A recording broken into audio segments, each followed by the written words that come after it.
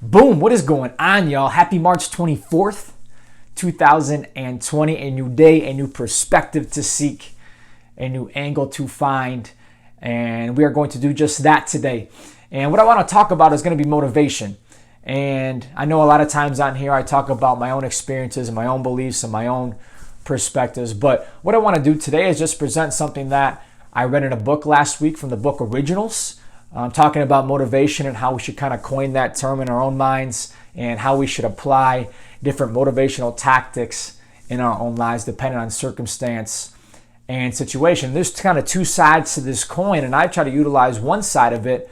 I never really found much use for the other side of that coin or argument, but they present otherwise, they argue otherwise, and they give tangible evidence as to why this is the case. So it was really exciting to expand my own repertoire, if you will, when it comes to these motivational tactics by reading this stuff. And I've done it a couple times with a couple different people, and I think it most certainly works. So I wanted to share that with you guys today. So let's let it rip. So again, talking about motivation and kind of depending on our viewpoint on a certain entity that we're trying to accomplish, whether it's at work or whether it's working out, or it can really be applied to anything in life in general.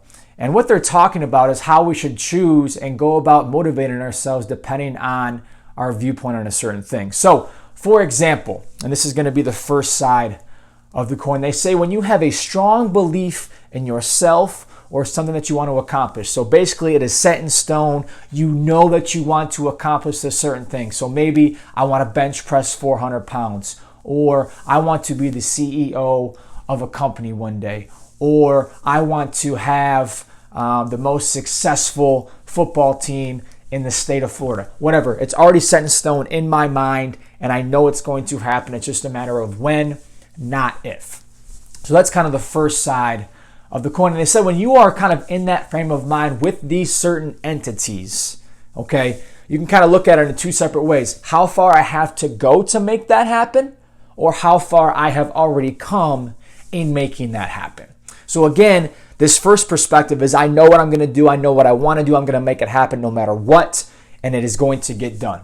So if that is the case with these certain situations, then how we should motivate ourselves is look at how far we have to go, because we're going to close that gap no matter what. Maybe we've only gone 5% of the way and we still have 95% more to go, but because that undeniable belief and wholehearted belief in ourselves that it's going to get done, then it doesn't matter if it's 95% or 90 or 85% that we still have to go to make that happen. We should view motivation in that sense, because that's going to kind of push us in the right direction.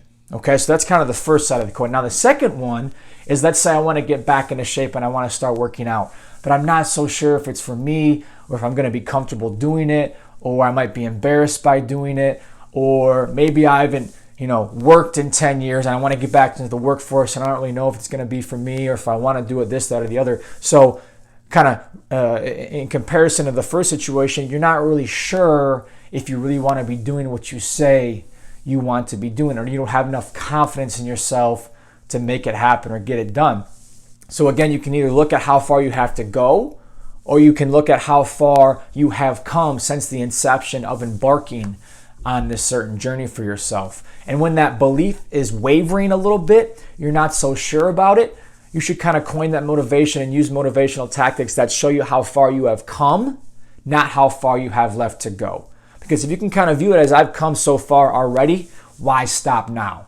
Why stop now? I've come 45% of the way. I have 55 more to go. That's okay. But I've come 45% of the way. I started at zero. Look how far I have come. And that's going to kick you in the butt a little bit more in terms of progressing along that same path and keeping yourself going, or maybe even getting yourself started or whatever. So again, those are kind of the two sides of the coin. And I've always been a proponent personally of look at how far you've come, right? You're always going to find growth if you're being purposeful in that approach. But sometimes, that confidence is wavering. You're not really sure about yourself. Okay, look at how far you've come. It's all good. But if you already know that you want to make this stuff happen and it's already set in stone and you are going to be the CEO of a company one day, then keep pushing yourself by approaching it as, yeah, I've kind of come this far, but look how much more I had to do. That's going to invigorate you to keep working hard and keep going and this, that, or the other. So I thought that was a really cool perspective in terms of motivation, that understanding where you are at by using self-awareness within your own process and in your own mind, and then approaching that motivation depending on those two circumstances or those two situations. And I'm most certainly going to try to apply this moving forward, because there are some things in my life like this podcast or this YouTube that I know it's what I want to do. I want to kind of really give it a go and give it a chance and not just kind of say, hey, I'm going to do it and see what happens. Like, no, I want to make it happen. So then I have to sit down and identify how far I have to go with it versus how far I've already come. Yeah, I've come, a decent way, but like how far? Okay, yes. Now I have to identify that with myself versus maybe something else where I'm just going to try my hand at it and see what happens. And I'm not sure. Okay, then let's look at how far I've come and then assess if I really want to keep going accordingly.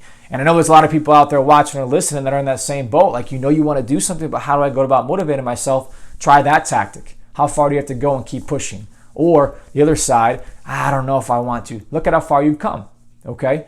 And use those two, different tactics, and simplifying it in that way might be of use to you. And is it going to be of use for everybody? I don't know, because again, I haven't applied it to my own life or kind of utilized it in other people a lot just yet. But I'm going to, and maybe we can do kind of a follow-up episode on how that's going. But I thought that was a really cool angle on motivation, learning that last week, and I wanted to give that to you guys today. So again, happy Tuesday to everyone. Hope y'all are kicking butt. Make sure you're staying active.